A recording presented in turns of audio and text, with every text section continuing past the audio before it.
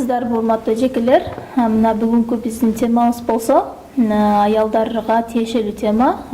Тагыраак айта кетсем, ошо аялдардын бүгүнкү күндө мындай өзүнүн алына жараша эмес, оор физикалык жумушта иштеп жүргөндөрү тууралуу. Анткени бул мындай караганда аял үчүн психикалык дагы, физикалык жактан да оор келген нерсе. Албетте ал балдарын багайын деп жүрөт. Негизи эле ушундай мындай бир оор жумушта иштегенди бүгүнкү күндө коомчулугубузда мындай бир зээнди кейите турган көрүнүш да. Ушул көрүнүш эмнеден улам келип чыкты деп ойлойсуздар? Эми биринчиден мен ойлойм, бул ошол аялдардын ушундай кыйын жумуштарга барганы бул турмуштун кыстагандыгынан. Анткени ошо экономикалык жактан да азыр биздин өлкөбүздө дагы мындай жакшы туруктуу позицияда эмеспиз. Үй бүлөдө дагы көбүнчө ошо аял кишилер дагы иштегенге туура келип атат. Анткени бала чакан багыш керек, окуу азыр күнөн күнгө кымбаттап баратат.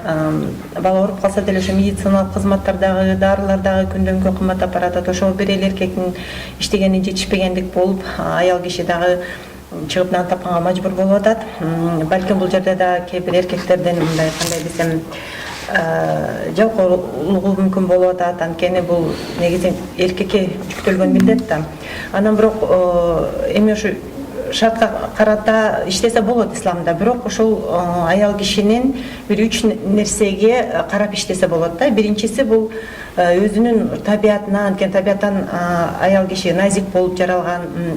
Аял кишинин бул дүйнөгө келген бир негизги максаты тукумулоочу максат, ошондой немесине, ден соолугуна ошол зыян келтирип албаш керек. Мисалы үчүн суук базарда турса, суук ден соолугуна өтүшү мүмкүн, же болбосо оор жүктөрдү көтөрсө ден соолугуна зыян тийип, ошол төрөй турган немесине зыян келтириши мүмкүн да, мүмкүнчүлүгүнө. Андай жумуштарга иштесе болбойт. Экинчиден, бир фитна жарата турган, мисалы үчүн эркек менен жабык бир кабинетте иштей турган, же болбосо ошондой фитна аял кишинин, бул дагы болсо аял кишинин авторитетин сактап калыш үчүн мындай фитналуу иштерге болбойт. Анан үчүнчүдөн ошо шариаттын мыйзамында болуш керек.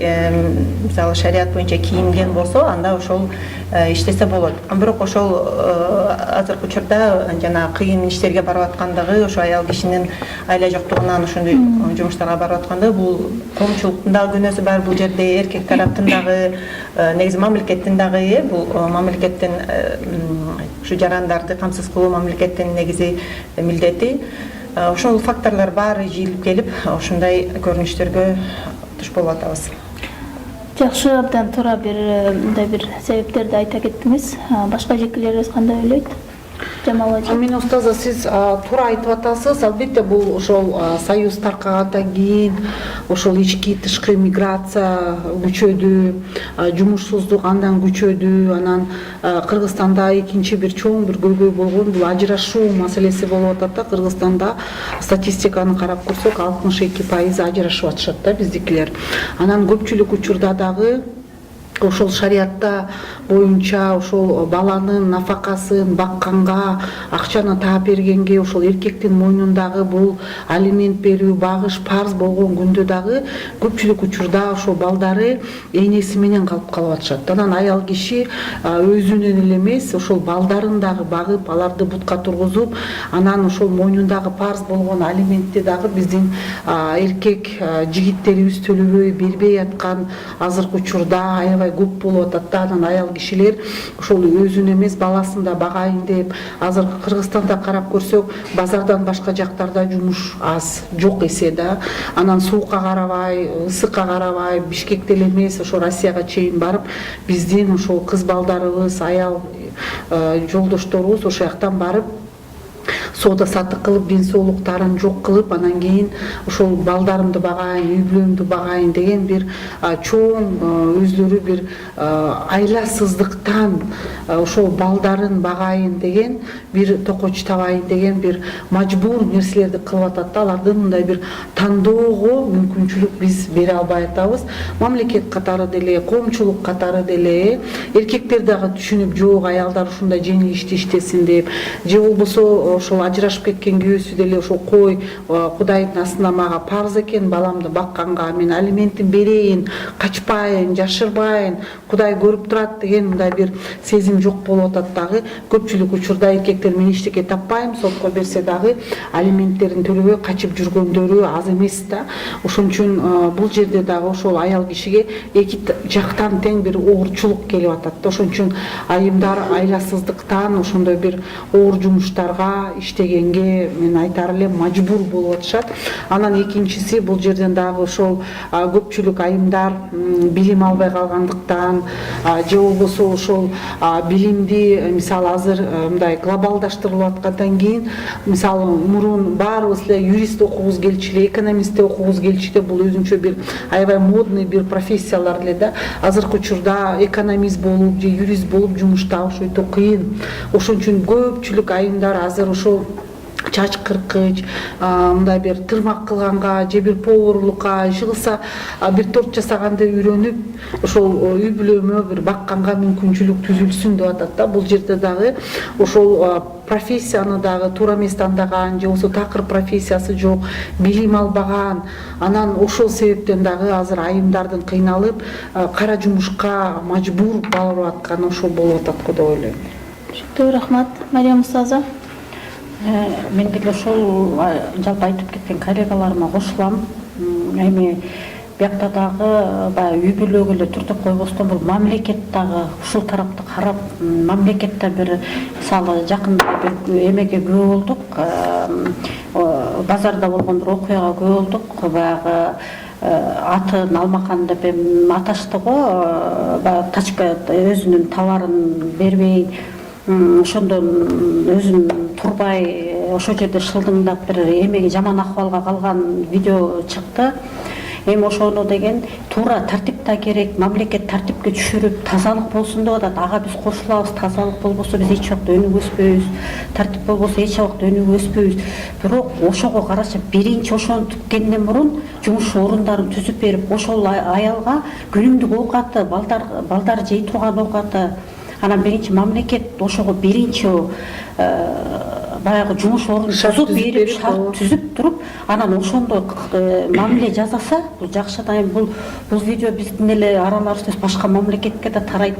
Мисалы башкалар көрсө эмне дейт, ошол жактагы эми күлүп аткан эркектерибиздин бул ал аялга күлүп шылдыңдап атышат, бирок өзүбүздүн тартибибизди, өзүбүздүн начарлыгыбызды көргөзүп койдук. Ал бечара эмне, ал күнүмдүк оокатын балдарын алып бара турган оокатын талашып атат, тамагын талашып атат алчы, а башкаларга күлүп болуп атат.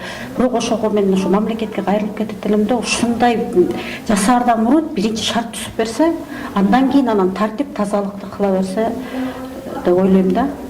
Сиз туура айтып атасыз да. Бул Ош базар көйгөйү бул мен билгенден 20 жылдан бери эле бүтпөй аткан көйгөйдөн кийин сиз айтмакчы ошол базарда дегенде бир жакка көчүрүп, ошондой бир шарттарды түзүп берип, андан кийин мындай бир жылдырса мүмкүн мэрияга туура болмок. Ошол айымды дагы мэрия чакырып, эми мындай соцсетке аябай таркап кеткендиги үчүн, бирок мен көрүп алып аябай ыйлагым келди да. Албетте ал аялда деле гордость бар, ал деле бирөөнүн энеси, бирок ал күйөөсү каза болуп калыптыр, өзүнүн балдары бүгүн эгерде ал таап бир токочко акча таппаса, демек балдар үйүндө ачка калат да.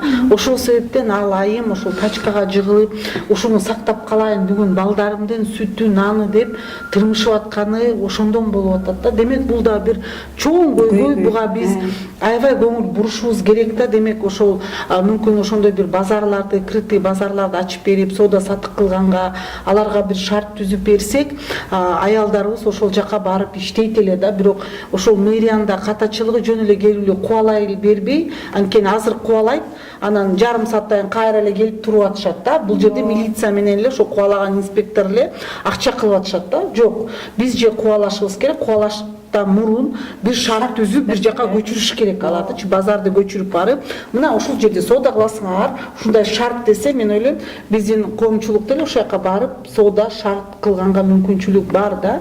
Бирок аны кылбай эле жөн эле калып деле кубалап, анан көпчүлүк учурда дагы биздин чиновниктерибиз азыркы учурда мындай бир фейковый мероприятияларды аябай көп кылып атышат да, мындай көргөзүш үчүн, мындай кандай десем блогерлик подход болуп атат да. Бул мындай хозяйственный подход эмес, ошол биз экономиканы кантип көтөрөбүз, эмне кылабыз деп ошонун баарын эсептеп анан кадам кылыш керек да, мындай жетекчи дегенчи.